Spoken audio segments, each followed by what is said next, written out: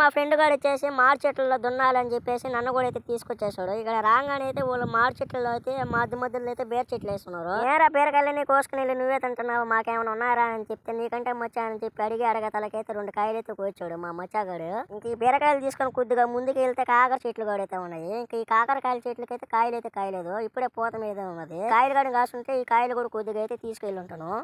ఇంకేమైనా వేస్తున్నారా కూరగాయల చెట్లు అని అడిగితే ఇంకా వేస్తున్నాం చూపిస్తారా అని చెప్పి అయితే తీసుకెళ్ళాడు. ఇక్కడ రాగానే అయితే బీనిస్కాయ చెట్లు చుక్కుడికాయ చెట్లు అయితే వేస్తున్నారు. మధ్యలో బెండకాయ చెట్లు కూడా అయితే ఉన్నాయి. చుక్కుడికాయలు బీనిస్కాయ అయితే పూత మీద అయితే ఉన్నాయి. ఈ బెండకాయలు అయితే అక్కడక్కడ అయితే కాయలు అయితే బాగా అయితే కాసున్నాయి. ఈ మధ్యలో అయితే అలసంద కాయల చెట్లు అయితే వేస్తున్నారు. చూడండి కాయలు అయితే ఎలా ఉన్నాయో, పిందలు అయితే ఇప్పుడిప్పుడే పిందలు వస్తున్నాయి, దుగ్గు అయితే కాసున్నాయి. ఈ 2 అయితే బాగున్నాయి రకంగా. లోపల ఎలా ఉన్నాయో చూసి చెప్తాను. అవి కూడా లోపల గింజ అయితే ఇంకా పట్టలేదు. ఈ కాయలన్నీ తీసుకుని అయితే ఇంటికి అయితే వెళ్దాం. ఓకే ఫ్రెండ్స్, ఇలాంటి మరిన్ని వీడియోస్ కోసం మన ఛానల్ అయితే సబ్స్క్రైబ్ చేసుకోండి. ఓకే బాయ్ ఫ్రెండ్స్, నెక్స్ట్ వీడియోలో అయితే కలుసుకున్నాం.